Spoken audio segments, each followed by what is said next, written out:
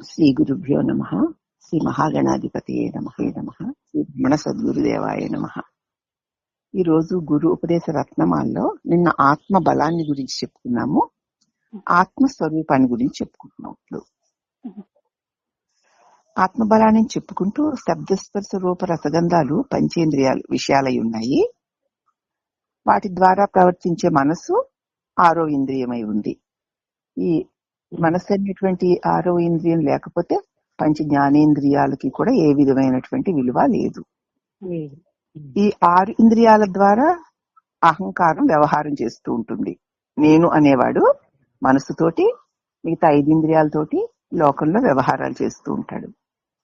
ఆ అహంతయే సూరపద్ముడు అనే దుష్ట రాక్షసుడని, అతడు లెక్కలేని లోకాలను క్షణాల్లో సృష్టించేయగలడని, వాటితో భోగించగల శక్తిశాలి అని.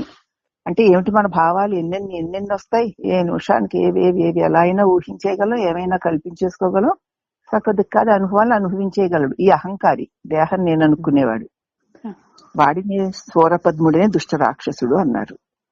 కాబట్టి కానీ అలా ఆ రాక్షసుడు అంటే దేహం నేననుకునే రాక్షసుడు లెక్కలేనన్ని ఊహలతో లోకాలను సృష్టించేసుకుని వాటితో భోగించగలిగిన శక్తి గలవాడు. ఇలా తలిచిందా ఎక్కడికి కావాలంటే అక్కడ క్షణంలో వెళ్ళిపోగలుగుతుంది కదా ఈ అహంకారం.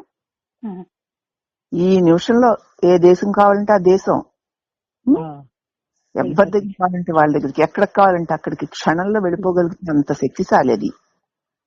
మనం ఎప్పుడు ఆలోచించు, ఏమిటి ఇలా అనుకోగానే అదేదో అమెరికాలో ఉన్న మన పిల్లో మనోడో ఎవడో అక్కడికి నేను ఎలా వెళ్ళిపోగలిగాను అని ఎప్పుడు మనం ఆలోచించాం. కానీ అంత పవర్ఫుల్ కలిగినటువంటిది ఈ అహంకారం. కానీ జ్ఞాని అయిన వాడు ఈ అహంకార రాక్షసునిపై ఆగ్రహిస్తాడు. అసలు ఈ అహంకార రాక్షసుడంటే జ్ఞానికి ఏ మాత్రము విలువ లేదు. అతడిని ఆగ్రహించడమే కాకుండా ఎదిరిస్తాడు కూడా. ఏ నువ్వెవరు అని ఎదిరిస్తాడు. అది నేను అని తల చూపిన తోడని అక్కడికక్కడే వాడిని హతమార్చేస్తూ ఉంటాడు. రానివాడు అసలు తల ఎత్తనివ్వడు. వాడు తల ఎత్తాడే ఇంక మాయా జగత్తులైనా సృష్టించగలుగుతాడు కదా. మరి మనసు సృష్టిస్తోంది కదా. అవునమ్మా.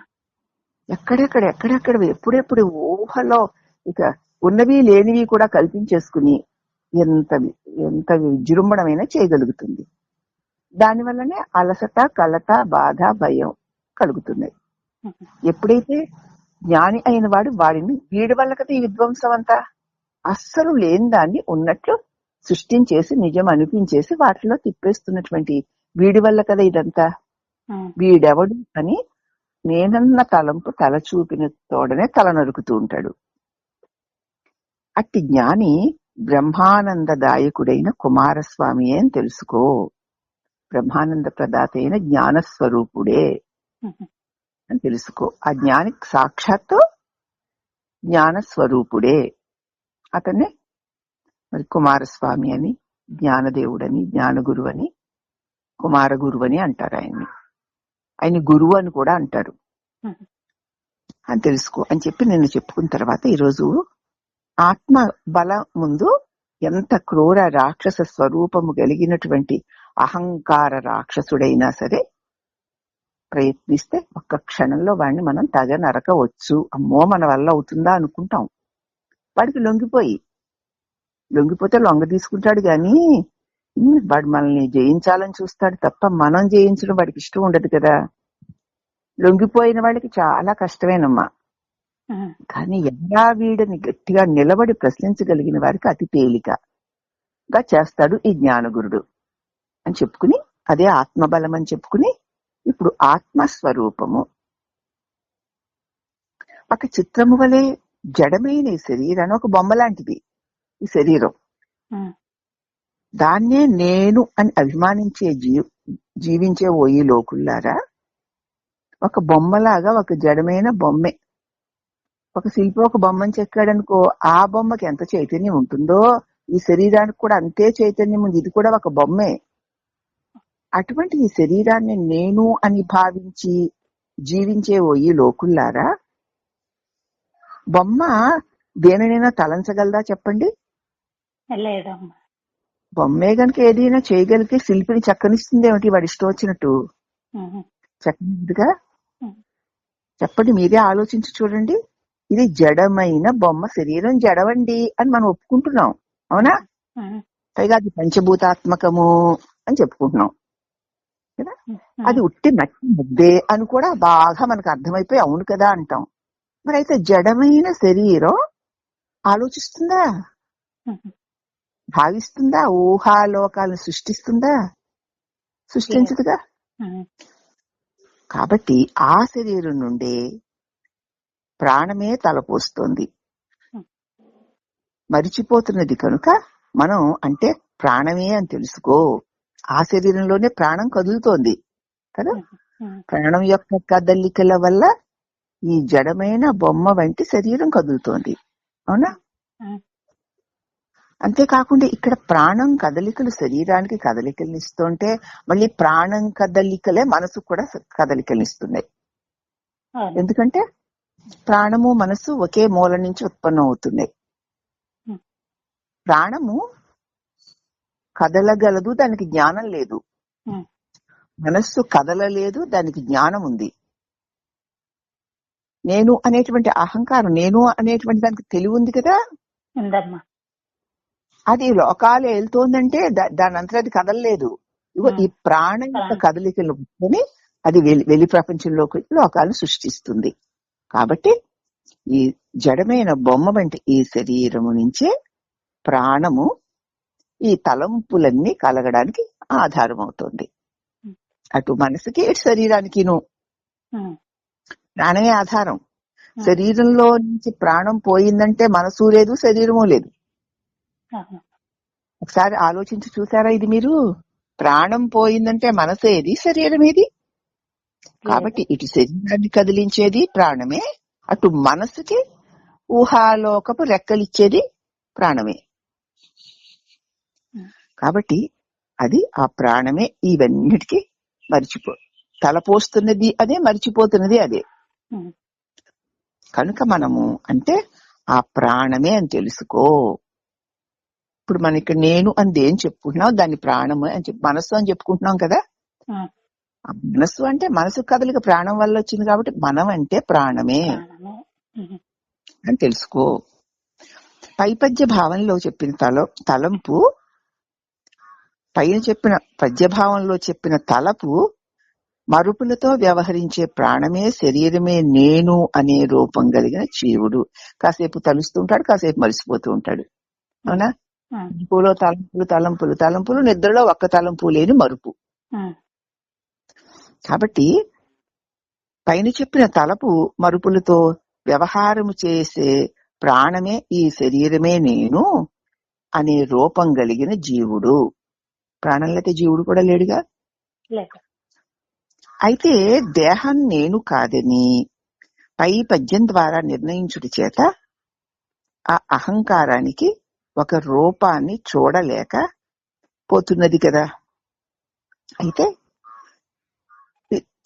మనకి ఇప్పుడు ఏమర్థమైంది? శరీరం బొమ్మ వంటిది, అది దానికదే కదలలేదు, మెదల్లేదు, ఆలోచించలేదు.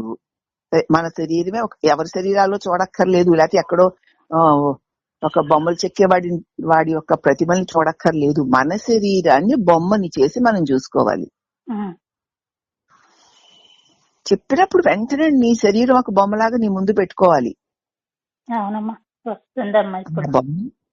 ఆ బొమ్మని దానికదే కదలలేదు, మెదల్లేదు, ఆలోచించలేదు కూడా.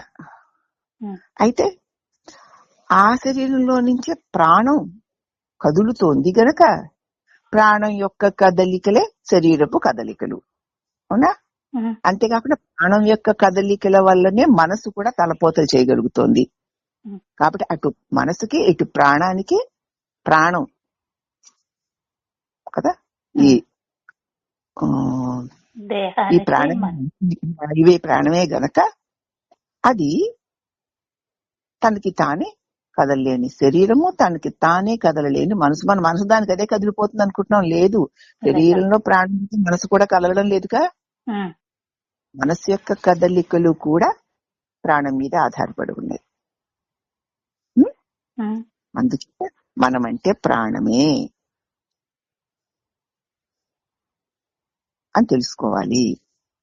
అయితే దేహం నేను కాదని మనం పై పద్యంలో అనేక సార్లు చెప్పుకుని నిర్ణయించుకున్నాం కదా. ఉమ్. ఈ బోధలన్నీ అవే కదా, మళ్ళీ అవన్నా చెప్పాలా? అక్కర్లేదుగా. అక్కర్లేదమ్మా. మరి ఆ అహంకారానికి ఒక రూపాన్ని చూడలేక పోతున్నది కదా. ఉమ్, ఈ దేహం నేను కాదని పై పద్యం ద్వారా నిర్ణయించుకోవడం చేత ఉమ్, ఆ అహంకారానికి ఒక రూపాన్ని చూడలేకపోతోంది కదా. ఉమ్. అహంకారానికి ఒక రూపం, అహంకారం అంటే నేనన్న తలంపు మనం గనక చూస్తే దానికి రూపం ఉందే. లేదమ్మా, అది తలంపే అమ్మా. ప్రాణంతో కలిసిన వెంటనే ప్రాణం యొక్క కదలికల వల్ల శరీరంతో చేరి నేను శరీరం అంటుంది. ఉమ్, అవునా? ఉమ్, కనుక ఇన్నాళ్ళు ఆ జీవుణ్ణే తనకు ఆశ్రయంలాగా, ప్రాణానికి శరీరంలాగా అనుకుని ఆ జీవునితో ఉంటూ వచ్చిన వేరొక ప్రాణమే ఆత్మ. ఇన్నాళ్ళు శరీరమే నేను అంటూ ఆ ప్రాణాన్ని ఆశ్రయించుకుని ఉమ్, ఆ ప్రాణం వల్ల కదలగలుగుతున్న మనసు శరీరము కూడా నేనే అని ఉమ్, ఉన్నటువంటి ఆ జీవుణ్ణి తనకు ప్రాణానికి శరీరంలాగా అనుకుని, ఆ ప్రాణాన్నే శరీరం అనుకుని ఆ జీవునిలో ఉంటూ, అంటే ఆ శరీరంలో ఉంటూ వచ్చిన వేరొక ప్రాణం ఉన్నది, అదే ఆత్మ. ప్రాణానికి ప్రాణం అది. ఉమ్. ఈ ప్రాణానికి ప్రాణం ఏది? ప్రాణం దీనికి ఇదే కదలగలుగుతోంది అనుకుంటున్నాం. నిజమే, మరి మనం నిద్రపోతున్నా మనతో చెప్పకుండా వచ్చి వెళ్ళిపోతుంది కదా. ఉమ్. మరి దీనికి స్వయంగా దానికి అదే వచ్చి వెళ్ళిపోతుందంటే మరి ఇది ఎంత గొప్పది. దీన్ని కదిలిస్తున్నవాడు ఎవడో తెలియట్లా మనకి. అవునమ్మా. ఇది కదులుతోంటే మనసు కదులుతోంది, శరీరం కదులుతోంది. ఉమ్, కాసేపు మనసు కదులుతుంది తలుపులతో, కాసేపు మనసు ఆగిపోతుంది మరుపుతో. ఉమ్, అయినా సరే ఎప్పుడు మనసు తలుపులతో కూడి కదులుతున్నప్పుడు శరీరం కూడా కదిలి కదిలి పనులు చేస్తుంది.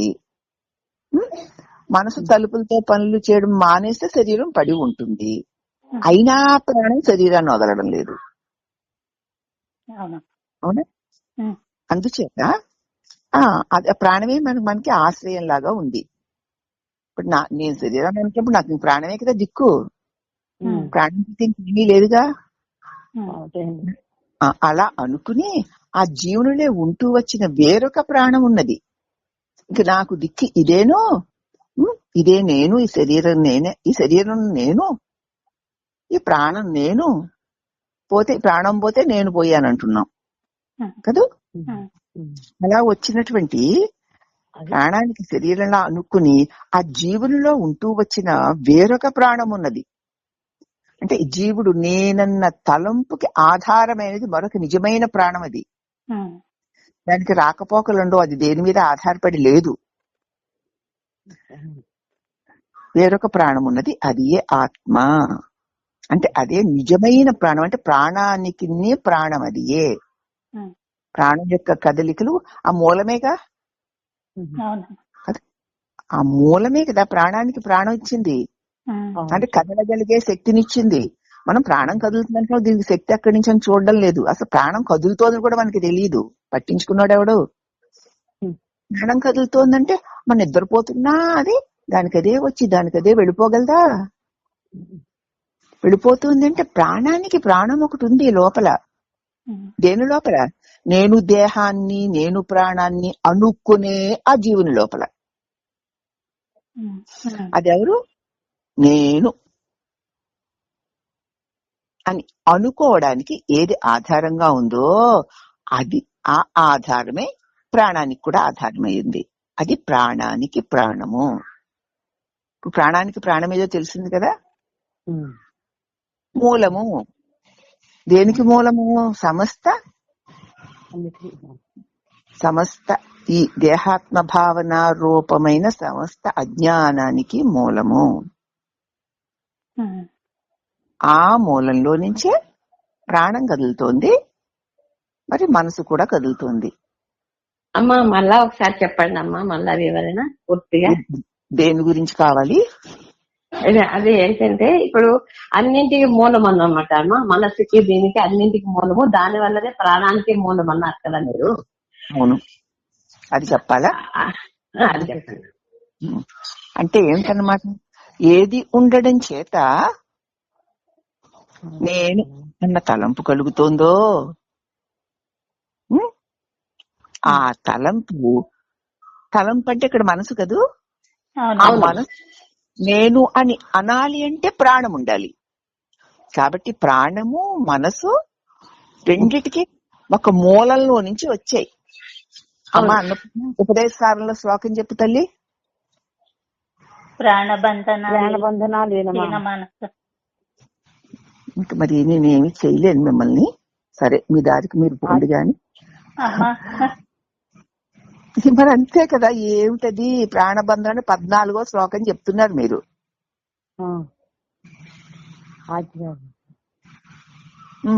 చెప్పుకోండి, ఇంకొకసారి చూడండి.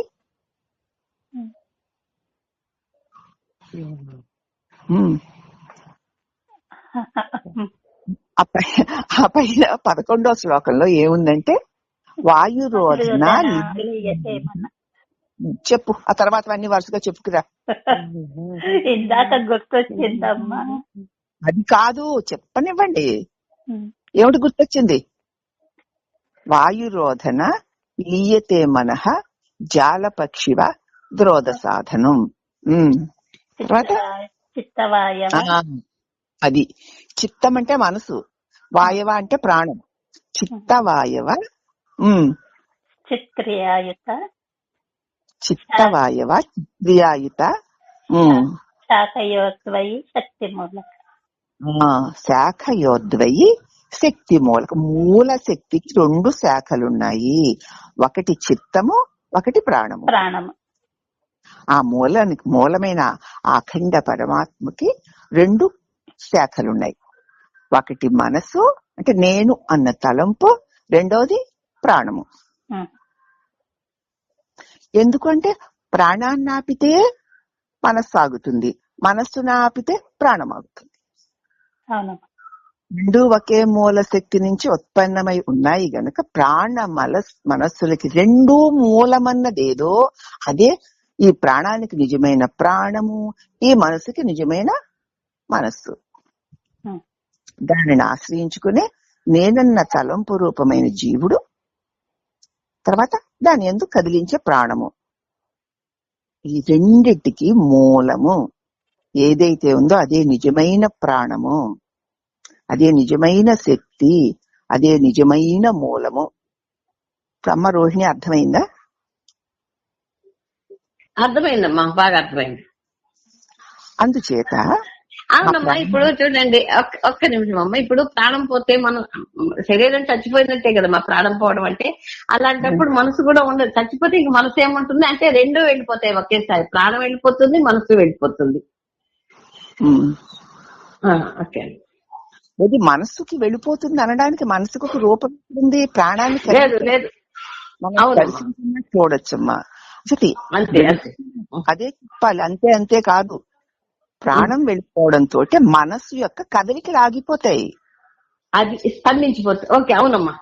శరీరం యొక్క కదలిక ఎట్లా ఆగిపోతాయో మనసు యొక్క కదలిక కూడా ఆగిపోతాయి. అప్పుడు ప్రాణం ఏం చేస్తుందంటే మనసులో ఉన్న వాసనలతో సహా బయటికి తీసుకెళ్ళిపోతుంది. మనసు వెళ్ళిపోతుందమ్మా. అయితే మనసు వెళ్ళదు అబ్బా, మనసులో వాసనలు. అర్థమైంది. మనసులో ఉన్న వాసనతో సహా ప్రాణం వెళ్ళిపోతుంది. వెళ్ళిపోయి ఆ మరొక శరీరంలో వాసనతో కూడి ప్రాణం చేరుతుంది. అది అర్థమైందమ్మా. మళ్ళీ ఆ శరీరంలో చేరేసరికి అది మనసు అవుతుంది.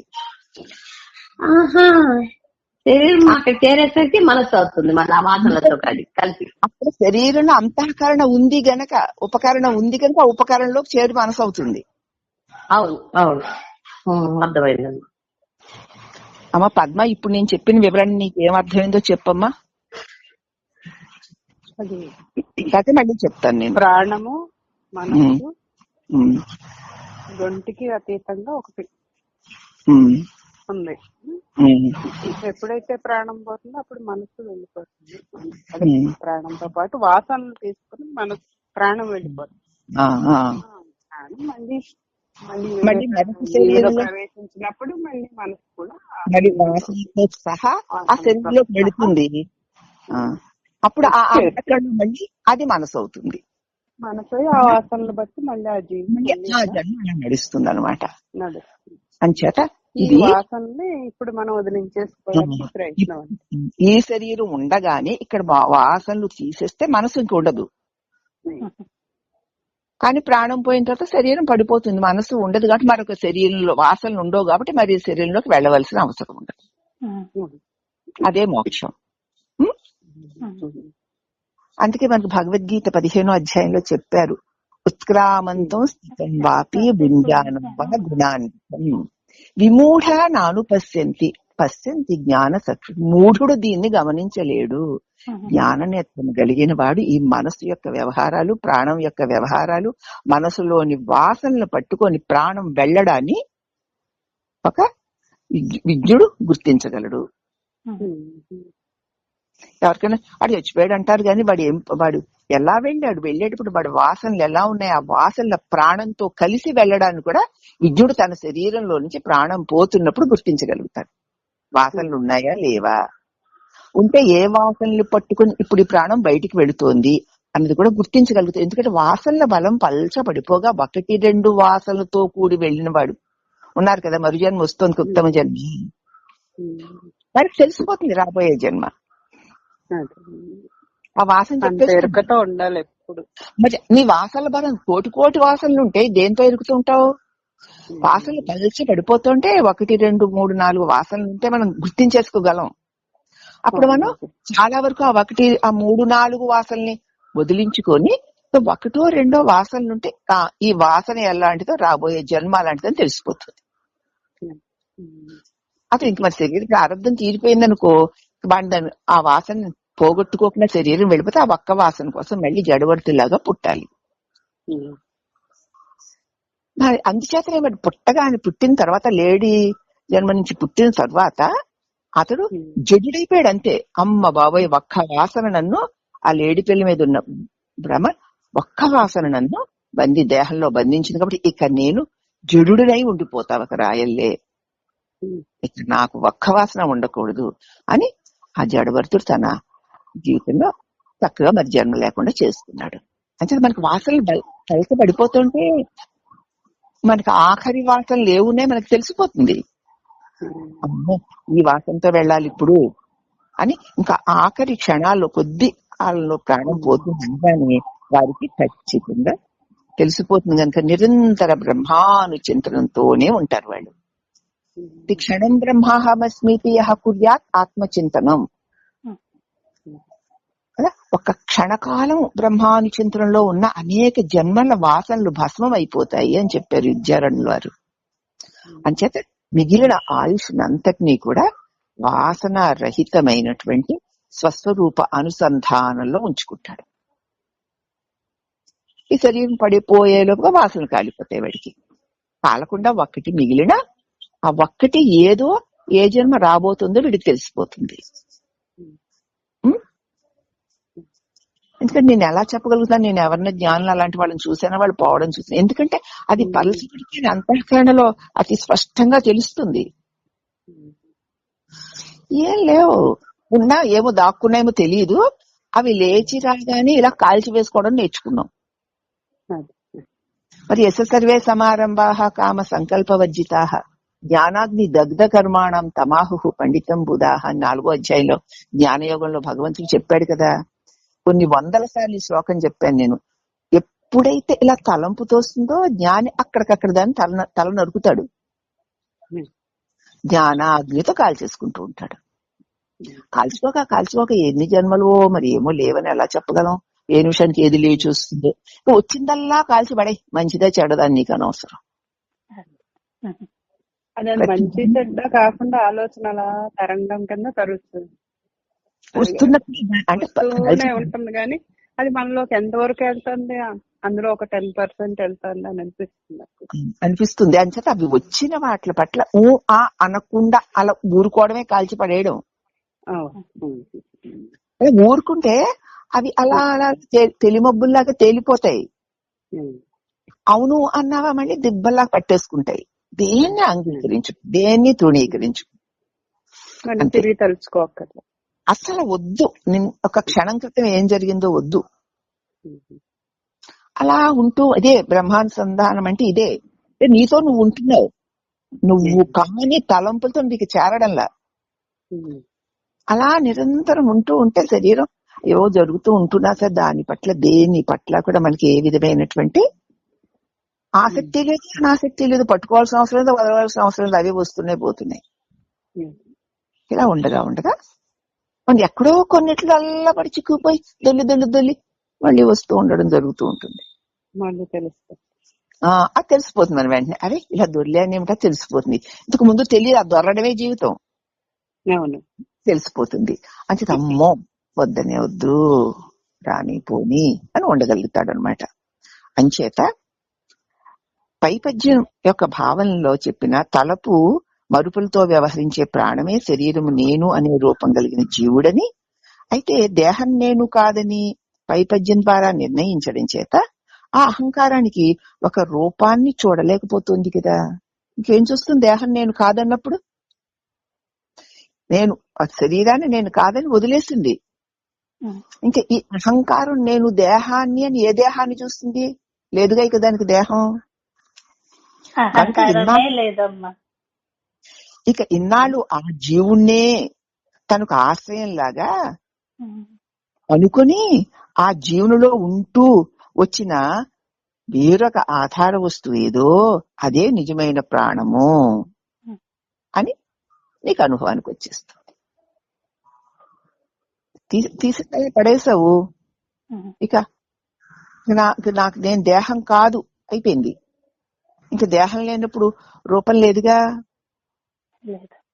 ఇక దేనిని నేను అనుకుంటుంది తాను నేనుగానే ఉంటుంది. అప్పుడు తెలుస్తుంది ఇదే నిజమైనటువంటి ప్రాణానికి ప్రాణము, మనస్సులకి మనస్సు, ఇంద్రియాలకి ఇంద్రియము, దేహానికి దేహము అయినటువంటి ఆ పరంజ్యోతి స్వరూపం. నిత్య పరిపూర్ణ విశాలమైన ఆత్మస్వరూపము నిత్యమై ఉంది, పరిపూర్ణమై ఉంది, విశాలమై ఉంది, అంతటా ఉంది. ఆ విశాలమైన నీ స్వరూపము, మరి నీ స్వరూపము ఇంత చక్కగా, ఇంత నిత్యంగా, ఇంత శాశ్వతంగా, ఇంత విశాలంగా ఉందా లేదా? కాబట్టి నిజమైన ప్రాణమైన ఆత్మ తప్ప జీవుడు అనే అనేక రకరకాల ప్రాణులు ఎట్లాగా నిజమవుతాయి? అదే కదా మూలం. ఆ ఒక్క నిజమైనది ఉంటేనే దానిలోంచి నేనని మేనని తలంపు అనేకాలుగా చూడగలిగినవన్నీ ఉన్నట్లు కనపడుతున్నాయి తప్ప ఆ మొట్టమొదటి నేను లేకపోతే ఇవేవీ లేవుగా. మరి ఆ ఆత్మస్వరూపం తప్ప ఇవన్నీ ఎలా సత్యాలు అవుతాయి?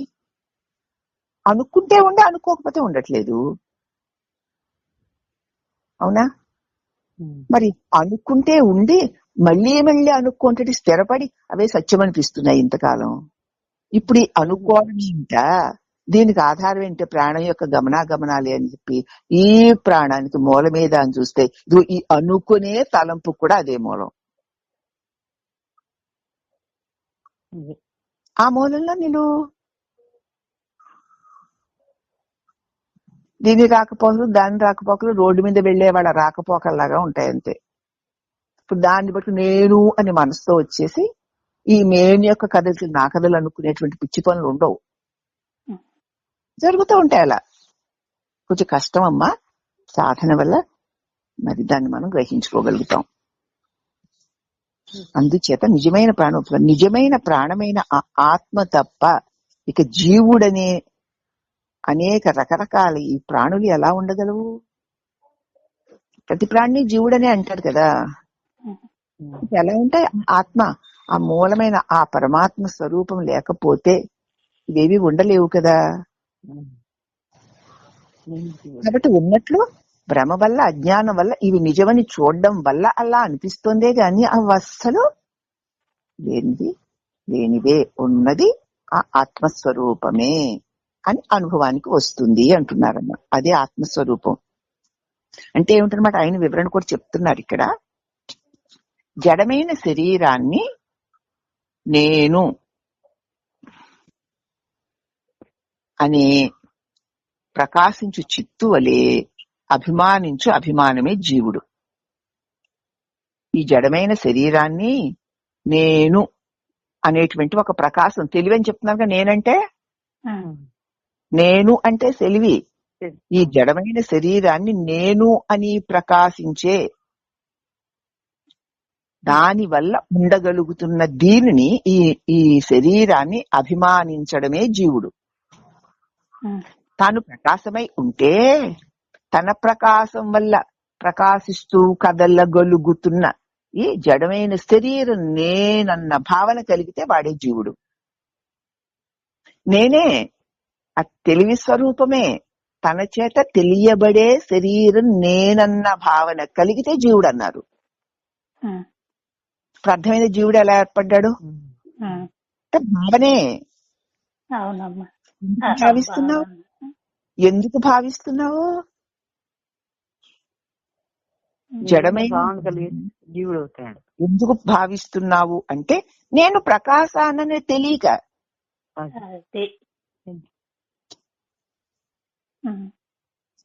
నేనన్న ప్రకాశం లేకపోతే ఏమున్నాయి? తెలివి లేకపోతే ఏమున్నాయి? ఏమీ లేవుగా.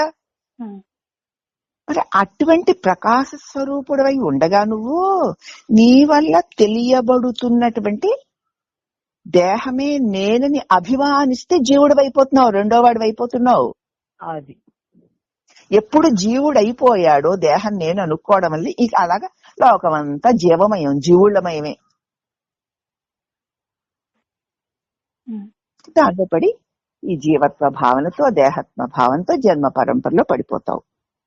కాబట్టి అయితే మరి ఈ జీవుడు అసత్యం ఇన్నాళ్ల బోధల వల్ల వీడు అలా దేహంతో కూడి నేను అనుకున్నా బట్టి ఉన్నాడే గాని వాడు నిజానికి లేనివాడే. కాబట్టి ఇతడు ప్రాణము కాదు.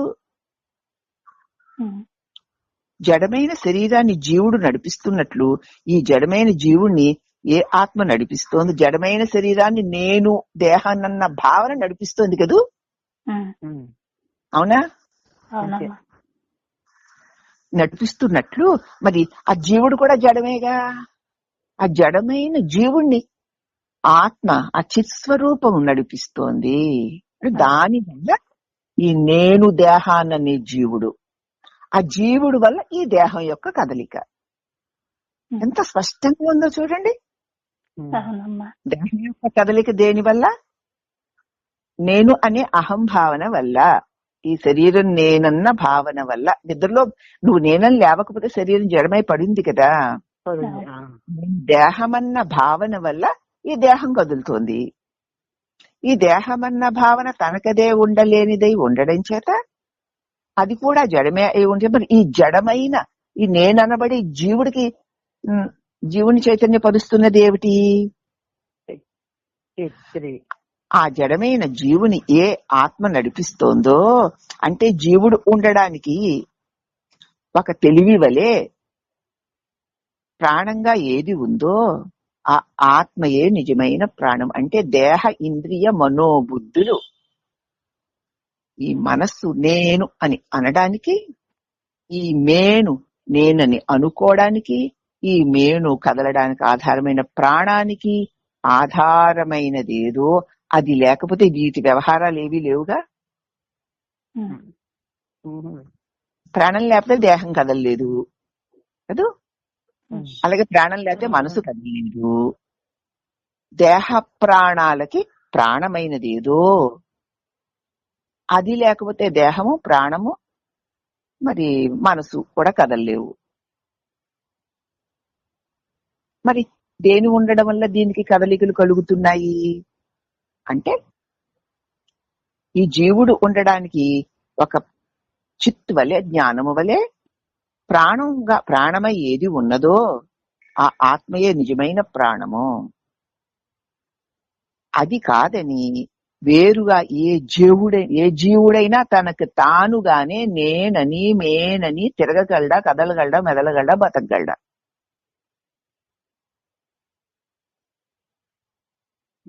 ఎవడైనా తనకి తానే పుట్టినవాడున్నాడా, తనకు తానే పెరిగినవాడున్నాడా, తనకు తానే చచ్చినవాడున్నాడా?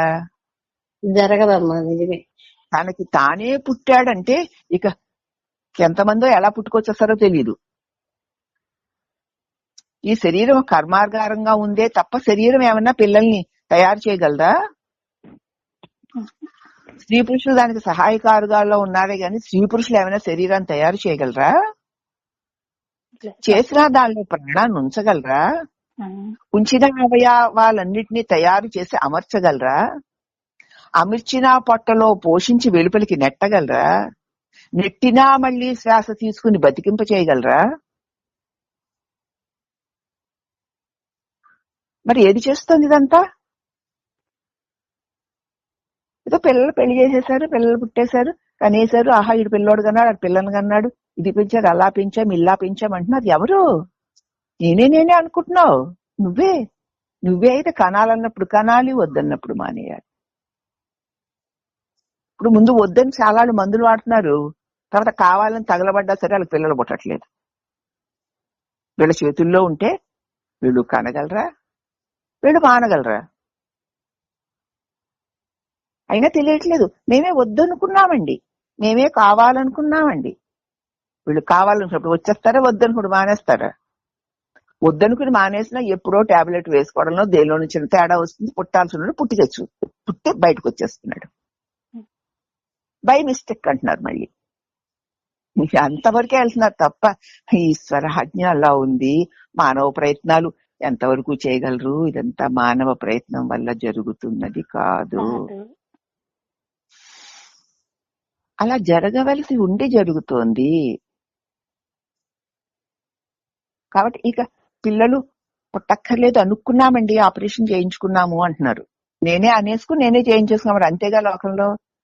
కానీ నీ గర్భంలో ఇక పిల్లలు పుట్టవలసిన ప్రారంధం లేదు గనక ఆపరేషన్ చేయించుకునే ఆలోచన కలిగించి ఈశ్వరుడే చేయించాడు అంటుంది జ్ఞానం. అందుచేత పుట్టడం లేదు. కానీ నీవు స్వయంగా అనేసుకుని నువ్వే చేసేయగలవేమిటి? వద్దు అని నువ్వు అనుకోవడానికి కూడా ఆధారంగా ఉండాలిగా. ఏది ఉండడం వల్ల వద్దు అనుకుంటున్నావో, ఏది ఉండడం వల్ల కావాలనుకుంటున్నావో. వద్దు కావాలి నేనే అనేసుకుంటున్నాను కానీ నువ్వుగానే నేను అనలేవు. నీకు నేనని అనడానికి ఏది ఆధారంగా ఉందో దాని ఆధారంలోనే ఈ నేను యొక్క వ్యవహారాలు జరుగుతున్నాయి. అంతా ఆ మూల వస్తువు యొక్క ఇచ్ఛ ప్రకారం జరుగుతాయి తప్ప ఇక్కడ ఈ నేనుగారి ఈ మేనుగారి ఇచ్ఛల ప్రకారం ఏమీ జరగవు అని తెలుసుకోవడమే జ్ఞానం. తెలుసుకున్నవాడు ఏం చేస్తాడు? ఊరికే ఉంటాడు. అలా జరుగుతోంది ఒక మహాశక్తి ఆధీనంలోని. వాడే నిశ్చింతుడు. వాడే కదా నిశ్చింతగా ఉండగలుగుతాడు. జ్ఞానం మనకి నేర్పేది అది. ఇవి మారుతుంది, అది మారుతుంది, ఈ మాయలు వస్తాయి, ఈ కష్టాలు తీసేస్తాం, ఆ భోగాలు ఇచ్చేస్తాం అని చెప్పవు. అసలు దీనంతటికీ కారణము ఆధారము ఎవరో వారిని పరిచయం చేసి నువ్వు వారిని ఆశ్రయించి ఉండు. నువ్వు అవునన్నా కాదన్నా, మీద పడ్డా కింద పడ్డా, ఎన్ని కష్టాలు పడ్డా, ఎంత అహంకరించినా ఏది నీ చేతుల్లో లేదు. అసలు నీకు స్వయంగా ఒక వ్యక్తిత్వమే లేదు, నీకు స్వయంగా ప్రాణమే లేదు, నీకు స్వయంగా మనసే లేదు, నీకు స్వయంగా ఏమీ లేనివాడవరా, అసలు నువ్వే లేనివాడవు పో అనేశారు భగవాన్. అప్పుడు ఉన్నదేదో అదే ఉంది. అప్పుడు అవగాహనకు వస్తుంది, ఓహో అది ఉండడం వల్ల ఇది వ్యవహారం చేయగలుగుతుంది, ఇదే చేస్తోంది, చెయ్యగలదని అనుకున్నాను ఇంతకు ముందు తెలియని అజ్ఞానం వల్ల. గురుదేవ మీ దివ్య ప్రబోధ వల్ల నేను కాదు, నాది కాదు, ఉన్నది పరమాత్ముడే అన్న జ్ఞానం ఇప్పుడు తెలియడం కాదు, స్థిరపడిపోవాలి. అప్పుడు అటువంటి ప్రాణం ఉంది, ఆ ఆత్మయే నిజమైన ప్రాణం.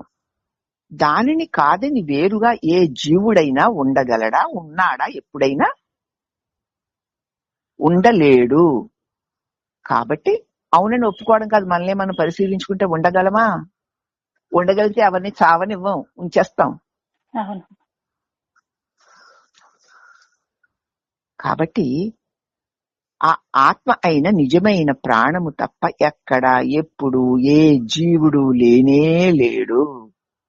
ఉన్నది అఖండమైన ఆ పరమాత్మయే. 1051 వచనాన్ని కూడా మనం ఇక్కడ అన్వయించుకుందాము ముందు. దాని కూడా దీనికి సంబంధించి చెప్పిన మాట. కాబట్టి ఏ అతీతమైన మహాశక్తి ఉందో,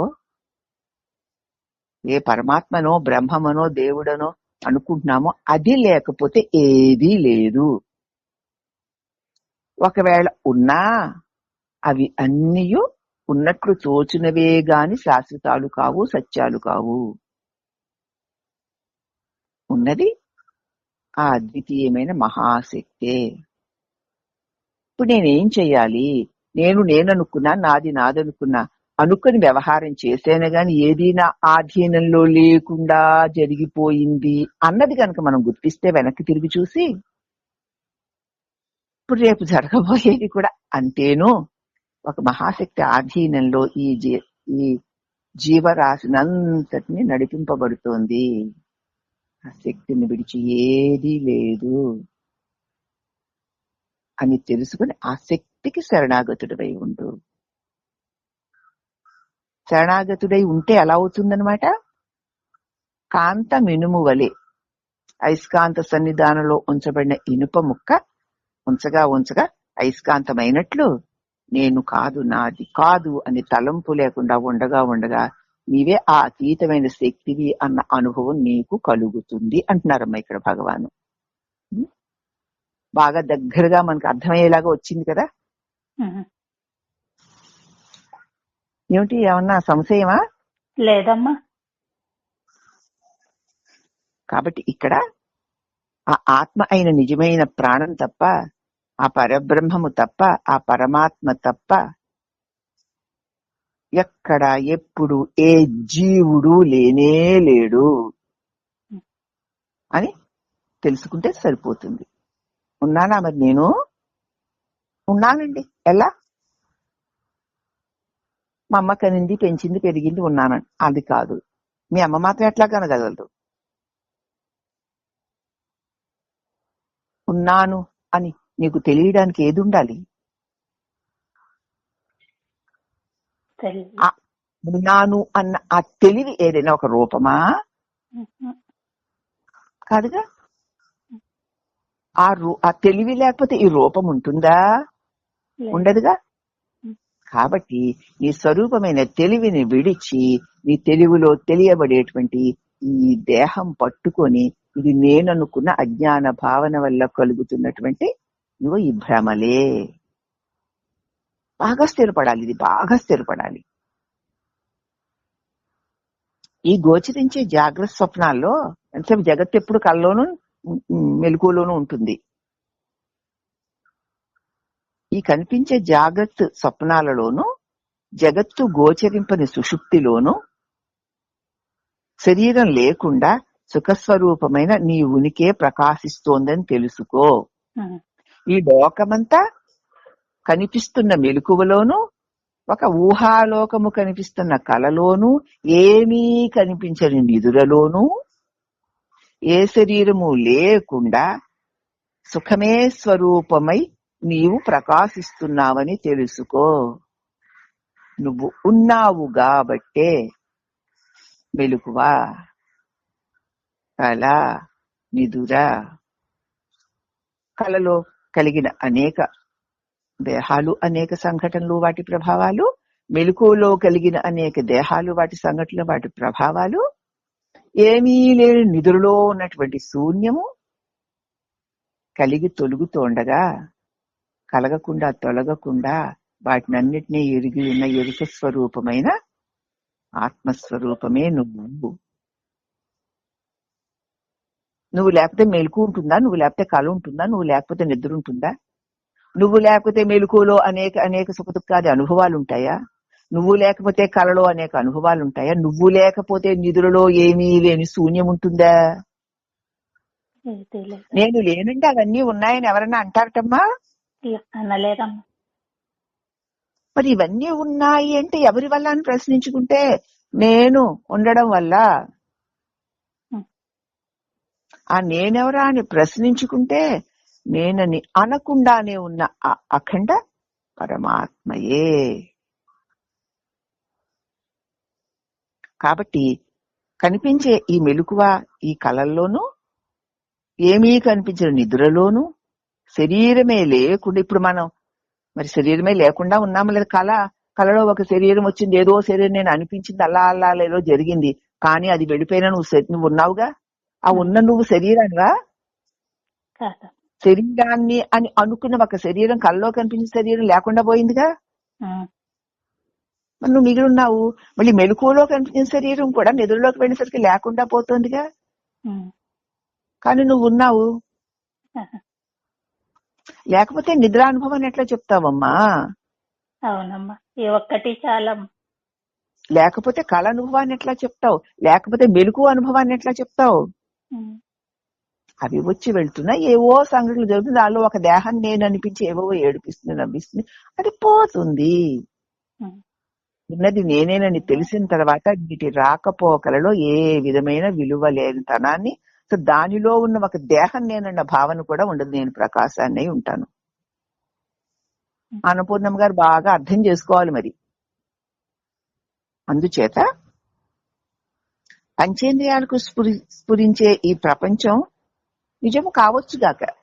మన పంచేంద్రియాలకు ఇప్పుడు కనిపిస్తోంది కదా, శబ్దస్పర్శ రూపరసగంధాలతో, అది నిజమై ఉండవచ్చు, లేదా మనసు కల్పించి ఉండవచ్చు.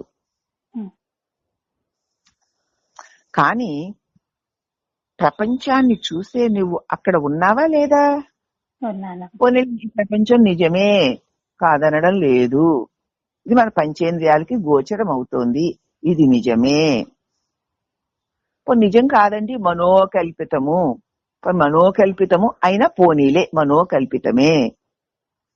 కానీ ఈ ప్రపంచాన్ని చూసే నీవు ఉంటేనే కదా మనోకల్పితమైన ఎదురుగుండా ఈ స్థూలంగా ఉన్నటువంటి ఈ జగత్తేను నువ్వు ఉంటేనే కదా.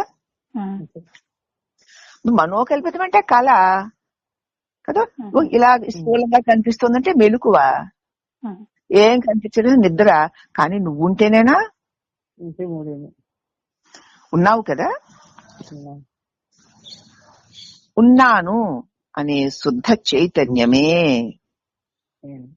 నీ ఆత్మస్వరూపము, అదే నువ్వు అని తెలుసుకో. చిన్మయోహం శివోస్మ్యహం.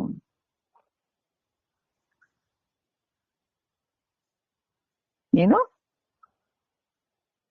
చిత్ జ్ఞాన స్వరూపమై ఉన్నటువంటి సర్వ మంగళ స్వరూపాన్ని. నాకు అమంగళాలే లేవు. ఎందుకు? అమంగళం ఎప్పుడు దేహంతో చేరు మంగళాలు అమంగళాలును, అవునా? వాటిని ప్రకాశింపజేస్తున్నటువంటి చిత్స్వరూపాన్ని నేను అని తెలుసుకో అంటున్నారు. దీన్ని బాగా తెలుసుకో, దీన్ని బాగా తెలుసుకో. జ్ఞానము అజ్ఞానములు లేకనే కేవలంగా ఉన్నాను. తెలుసో తెలియదు అని నేనుంటేనేనా నాకు తెలుసండి అంటాను, నేనుంటేనే నాకు తెలియదు అంటాను. జ్ఞానము తెలియకపోవడం, తెలియడం జ్ఞానం, తెలియకపోవడం అజ్ఞానం. ఈ జ్ఞాన అజ్ఞానాలు దేని వల్ల తెలియబడుతున్నాయో దానికి జ్ఞాన అజ్ఞానాలు లేవు. దానివల్ల ఇది తెలుసు ఇది తెలియదు అన్నవి తెలియబడుతున్నాయి తప్ప జ్ఞానానికి జ్ఞాన అజ్ఞానాలు లేవు. మరి అయితే జ్ఞానాజ్ఞానాలు ఎవరికండి?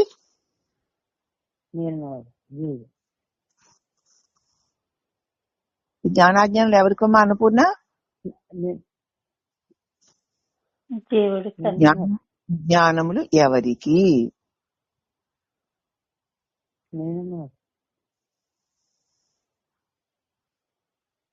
దేహం నేననుకునేవాడికం.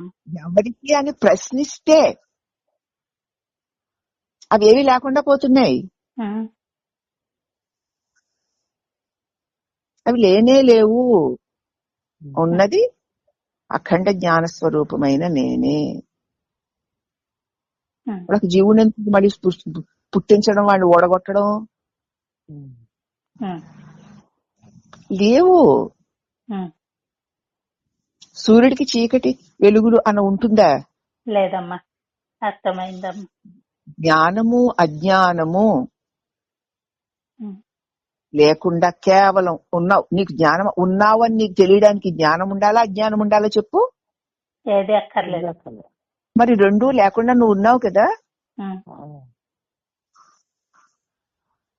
అనే ఎరుక మాత్రం ఎరుక మాత్రమే ఉన్నది. అదే నీ స్వరూపము. ఉమ్, ఆ ఆత్మ పరిపూర్ణమైన జ్ఞానము, ఉమ్, పరిపూర్ణమైన జ్ఞానం. అది అందుచేత స్వయంగా తనకి తానే ఉన్నది, ఉండగలదు, ఉంది. ఉన్నట్టు ఎరగగలదు. అది స్వయం. దానికి ఎవ్వరు అక్కర్లా, ఏ ఆధారాలు అక్కర్లా. ఉమ్, నేను అని ఒక తలంపు, నేను అన్నటువంటి ఒక శరీరము, నాది అన్నటువంటి లోకము ఏమన్నా కావాలా? దానికి తానే ఉంటుంది కదా. అదే కదా నీ స్వరూపం. ఉమ్, మరి ఈ దరిద్రాలు, ఏడుపులు, ఈ బాధలు, ఈ సాధనలు ఎందుకు? సత్య నీ స్వరూపం నీకు అనుభవానికి, బుద్ధికి తెలుస్తోంది, అనుభవానికి రాక ఈ వెంపర్లాట్లు. అవునా. అంచేత అది స్వయం ప్రకాశమై ఉన్నావు, కేవలం స్ఫురణ రూపమై ఉన్నావు, పరబ్రహ్మ స్వరూపమై ఉన్నావు. ఉమ్, అట్టి నీలో అజ్ఞానం అన్నది లేదయ్యా. సూర్యుడికి చీకటి లేనట్లు ఉన్నానన్న దానిలో ఉంటే తెలుస్తుందమ్మా. ఎన్ని కథలు ఎన్ని రకాలుగా చెప్పినా సరే అది బుద్ధి వరకు వెళ్లి చెప్పింది విని తిరిగి చెప్పగలిగేలాగే వస్తుంది తప్ప, ఉన్నానన్న ఎరుకలో ఉన్న వారికే దాన్ని అనుభవం కలుగుతుంది. ఇప్పుడు ఏదో చిన్న చిన్నగా కలిగినా అది క్షణంలో పోతుంది. ఉమ్, ఎందుకంటే నేను మేనన్నా మబ్బులు అడ్డొచ్చేస్తున్నాయి. ఉమ్, నిరంతర స్పృహలో ఉండు. ఉన్నావు ఇవా కానీ పోనీ ఉన్నావు అని నిరంతరం ఉన్న వారికి ఇది అనుభవానికి తెలుస్తుంది. కాబట్టి పరబ్రహ్మ స్వరూపమై ఉన్నావు. అందులో ఎలాంటి అజ్ఞానమునకు తావే లేదు. తెలుసు తెలీదు అన్నవి ఎవరికి ఉన్నాయో వాడు అక్కడ లేనే లేడు. లేదు. కాబట్టి ఆ బ్రహ్మస్వరూపము విశుద్ధ జ్ఞాన రూపమై ఉన్నది. నువ్వే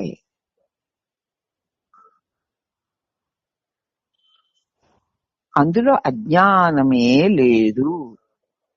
అది జ్ఞాని యొక్క స్వరూపమే. కాని కాకపోతే దాని నుంచి ఈ త్రిపుటీ భేదాలైన మనసు, బుద్ధి, విజ్ఞానము ఎలా ఉద్భవిస్తాయి? ఆ విశుద్ధమైన పరమాత్మ జ్ఞాని యొక్క స్వరూపమే. ఉమ్, నేను అఖండ జ్ఞాన స్వరూపమునే ప్రకాశిస్తున్నాను. నేను అలాగా అఖండ జ్ఞాన స్వరూపమునే ప్రకాశిస్తూ ఉండకపోతే ఈ త్రిపుటులు, ఈ ద్వంద్వాలు, ఆ భేదాలు, ఈ మనసు, ఈ బుద్ధి, ఈ జ్ఞానము, ఈ విజ్ఞానము ఎలా ఉద్భవించగలవు? ఎలా ఉండగలవు? ఎలా కలగగలవు? కలగవ. కాబట్టి ఏది ఉండడం వల్ల అన్నీ ఉన్నట్టు తోస్తున్నాయో, ఏది లేకపోతే ఏవి లేకుండా పోతున్నాయో, ఇది లేకుండా పోయినా సదా ఉండేదేదో అదే నా స్వరూపము. ఇది ఉన్నా నేనున్నాను, ఇది లేకపోయినా నేనున్నాను. ఉన్నాయి అని లేవు అని ప్రకాశింప చేస్తూ ఉన్నాను. కాబట్టి ఉన్నది నలుగుది 12వ పద్యంలో మనకి దీని గురించి వివరణలు చెప్పారు. అది చూసుకోవాలి. ఇక తర్వాత ఆత్మస్వరూపం ఎట్టిది అంటే అది నిర్గుణము. గుణాలు లేవు దానికి. ఈవేళ గురుస్తోత్రంలో చక్కగా చెప్పారు గుణాల గురించి. మరి ఎవరైనా వింటున్నారా వినడం లేదో తెలియదు. ఆత్మస్వరూపము నిర్గుణము. అందువల్ల ఎరుక అనేది ఆత్మకి ఒక గుణం కాదు, సూర్యుడికి ప్రకాశము ఒక గుణమా? కాదమ్మా. ప్రకాశమే సూర్యుడు, సూర్యుడు ప్రకాశము. ఉమ్, అలాగే ఆత్మస్వరూపము నిర్గుణము. అందువల్ల సూర్యుడు స్వరూపము ప్రకాశము, ప్రకాశం ఆయనకి గుణము కాదు. అలాగే ఆత్మస్వరూపము నిర్గుణము, అందువల్ల ఈ ఎరుక ఆయనకి ఒక గుణం కాదు. ఉమ్, మన తెలివి ఉంది కదా, అది ఆయన గుణం కాదు, కాదు. ఆయనే. ఉమ్, వెలుగు సూర్యుడు వేరు కానట్లు. అంతేకాకుండా ఆత్మ కర్తృత్వ రహితము. నేను చేస్తున్నా, నేను ఇలాగా నాది అని అనుకోదుగా అది. ఉమ్, సూర్యుడు ఏమన్నా అనుకుంటున్నాడా? ఉమ్. అనుకోవట్లేదుగా. లేదమ్మా. అంటే ఆత్మస్వరుడు నీ నిజస్వరూపంలో నేను చేస్తున్నా, నేను చేయట్లా, నేను చెప్పాను కర్తృత్వం లేదు. కాబట్టి ఎరుక ఆత్మ యొక్క ఉపాధి కాదు. ఉమ్, ఆత్మ యొక్క ఉపాధి కాదు ఎరుక.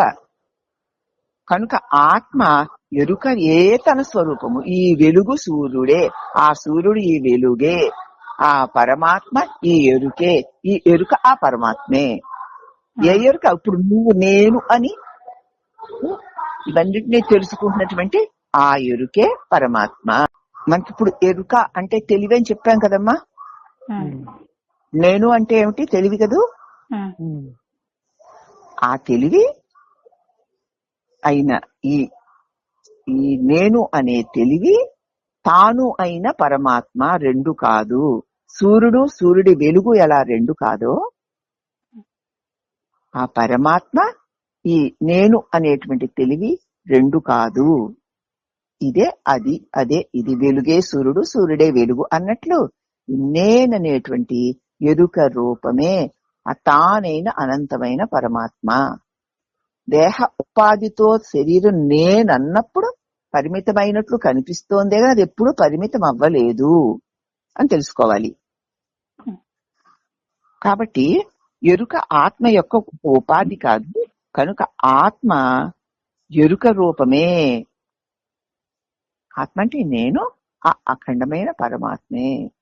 ఇప్పుడు నేనంటే ఎవరు? అఖండమైన పరమాత్మే. అఖండమైన పరమాత్మ.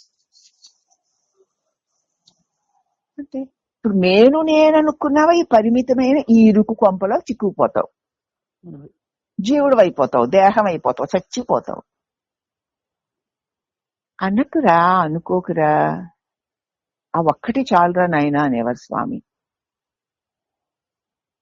రేవు నువ్వు దేవుడురా, దేవుడు ఇలారా, ఊరికే ఏమీ అనకు, ఊరికే అనుకోకురా, నువ్వు దేవుడురా అనేవారు.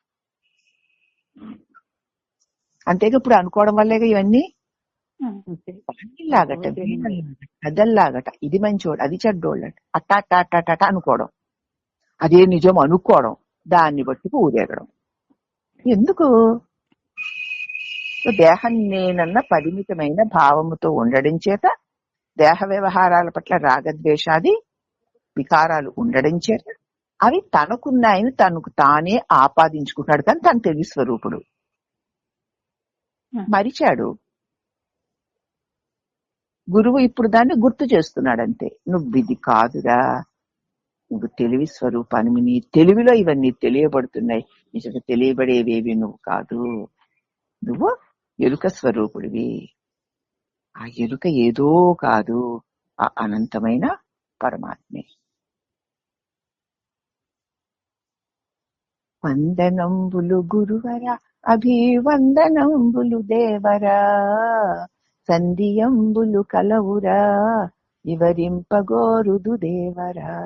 మిగతావన్నీ వదిలేసి నేనిలోనా నేను ఉన్నదా, నేనిలోనా నేను ఉన్నదా, నేనులోనా నేను ఉన్నదా, నేనులోనా నేను ఉన్నదా, నేను మేను దేనిలోనో ఆ గుట్టు తెలుపుము గురువరా, ఈ చిక్కు విప్పుము దేవరా. తానులోనే నేను ఉన్నది, నేనులోనే మేను ఉన్నది, మేను అంటే జగతిరా, మేను అంటే జగతిరా. తానులోనే అంటే ఆ పరమాత్మ తానులోనే నేను ఉన్నది, నేనులోనే మేను. ఇప్పుడు మనకి మేనులో నేనుంది, కానీ నేనులంటే తెలివి స్వరూపంలో నేనులోనే ఉన్నది. మేను అంటే జగతిరా, ఈ గుట్టు తెలియుము శిష్యుడా, నీ చిక్కు వీడును శిష్యుడా. నేను అంటే జీవుడేరా, జీవుడంటే దేవుడే, దేవుడంటే గురువురా. మేనంటే నువ్వు ఈ జగత్తులో పడిపోతావు గాని నేను అంటే దేవుడే. నేను అనేవాడు జీవుడు కదా, ఈ జీవుడే ఆ దేవుడు. దేవుడంటే గురువురా, ఈ గుట్టు తెలిసిన శిష్యుడా, గురువు శిష్యుడు లేడురా, ఉన్నదొకటే బ్రహ్మము, ఉన్నదొకటే బ్రహ్మము అన్నారు గురుదేవ్. ఇప్పుడు అర్థమైందా? దీనికి దానికి సరిపోయిందా? అర్థం వచ్చి అనుభవానికి రాలేదా? కాబట్టి చాలా బాగుందమ్మా. ఆత్మస్వరూపము నిర్గుణము. అందువల్ల ఎరుక ఆత్మకి ఒక గుణం కాదు. ఇప్పుడు నేను అనే ఈ తెలివి ఆత్మ గుణం కాదు, ఈ తెలివే ఆత్మ. ఆత్మ పరమాత్మ ఈ తెలివి. అంటే నేనంటే తానే, తానంటే నేనే. నేనంటే జీవుడు కదా. ఈ జీవుడెవడా అని చూస్తే ఆ నేననే దేవుడే. ఈ దేవుడెవడా అని చూస్తే తానే నా గురుదేవుడే, పరబ్రహ్మమే. అవునా? అంతర్ముఖమే చూసుకుంటే తెలిసేదానికి బహిర్ముఖమే ఇక్కడ అక్కడ కాదు. దేశాలు దేశాలు, లోకాలు లోకాలు తిరుగుతున్న అక్కడ ఏముంటుంది? కాబట్టి ఎరుక ఆత్మ యొక్క గుణం కాదు. కనుక ఆత్మ ఎరుక రూపమేనని తెలుసుకో. ఏది తానే నిరంతరము ఉన్నాను అని అందరిలో ప్రతి ఒక్కరిలో స్వయంగా ప్రకాశిస్తోందో, ఎటువంటి ఉపాధులు లేని దృఢమైన ఎరుక ఏదైతే ఉందో అదే ఆత్మస్వరూపము. ఈ ఉపాధి అనేటువంటి భావన లేకుండా నేనుగా ప్రకాశించేదేదో అదే పరమాత్మ స్వరూప లక్షణము. నేనన్నావా ఇక ఇదిగో జీవుడు అయిపోతావు, దేహం అయిపోతావు, ఇవన్నీ తప్పకుండా వచ్చేస్తాయి. నేనంటే ఎరుకయే, తెలివే. ఆ తెలివి అనంతమైన పరబ్రహ్మమే. ఉన్నాను ఉన్నప్పటికి పరబ్రహ్మమే ఉంటుంది అని చెప్పారమ్మా. అందుచేత పైన తెలిపిన విధంగా ఎరుకయే స్వరూపముగా గల మన ఆత్మ యొక్క ఉనికిని, ఇప్పుడు మన ఉనికి ఏమిటి? ఎరుకే స్వరూపం కదా, తెలివే స్వరూపం కదా. మన స్వరూపం ఏమిటి? తెలివే మన స్వరూపము. ఖచ్చితంగా ఏ డౌటు లేకుండా నా స్వరూపము తెలివి. నేను తెలివిని స్వరూపంగా గల ఆత్మ యొక్క ఉనికిని ఈ విషయములు తెలుసుకున్నట్టుగా ఎలా తెలుసుకుంటావు? వాళ్ళు వీళ్ళు అది ఇది అక్కడ ఇక్కడ ఈ తీపి ఇది పులుపు అని తెలుసుకున్నట్లుగా దానిని ఎలా తెలుసుకుంటావు? నువ్వు తెలుసుకోవడానికి వీలు పడదే. ఒక విషయాలను తెలుసుకున్నట్టుగా తెలుసుకోవడానికి వీలు పడుతుందా? కనుక ఈ మిథ్య అయిన నేను దేహాన్ని అన్న ఈ అహంకారం నశించిపోతే, అంతఃకరణలో నేను నాది అన్నటువంటి అహంకార మమకార భావాలన్నీ నశించిపోతే, అంతఃకరణలో శాంతి ఒక్క భావన లేని శాంతి నెలకొని ఉంటే, అప్పుడు అక్కడ తనకు తానుగానే ఉన్నానన్న అప్రజ్ఞారూపమైన ఆ అనుభవం తానుగా ఉంటుంది అని తెలుసుకో.